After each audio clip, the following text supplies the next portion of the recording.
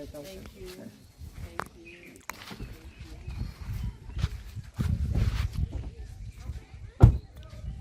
The secretary administrative committee or that.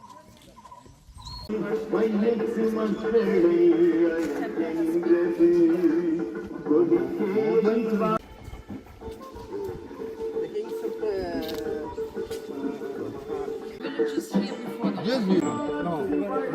it's just very sensitive.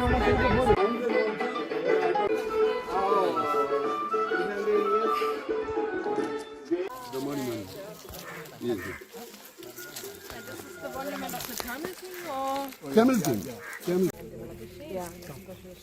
This is a map. This is Tandamali, our area. Yes.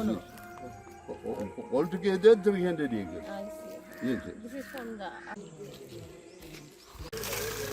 yeah, you could have a இன்றைய தினம் கௌரவ சாணக்கியன் ராசமாணிக்கம் பாராளுமன்ற உறுப்பினர் ஐயா அவர்களுடைய அழைப்பின் பேரிலே தாந்தாமலை ஸ்ரீ முருகன் ஆலயத்திற்கு இலங்கைக்கான வதிவிட ஜெர்மன் உயர்ஸ்தானிகர் பிரதி உயர்ஸ்தானிகர் அவர்கள் பார்வையிடுவதற்காக வந்துள்ளார்.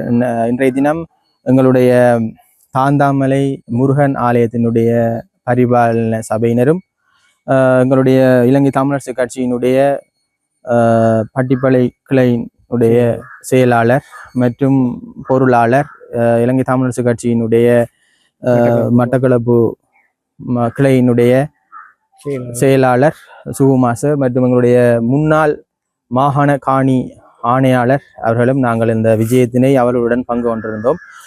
உண்மையில் தாந்தாமலை ஸ்ரீ முருகன் ஆலயம் அண்மையிலே தொல்பொருள் அடையாளம் இருப்பதாக தொல்பொருள் திணைக்களத்தினால் அடையாளப்படுத்தப்பட்டிருக்கின்றது.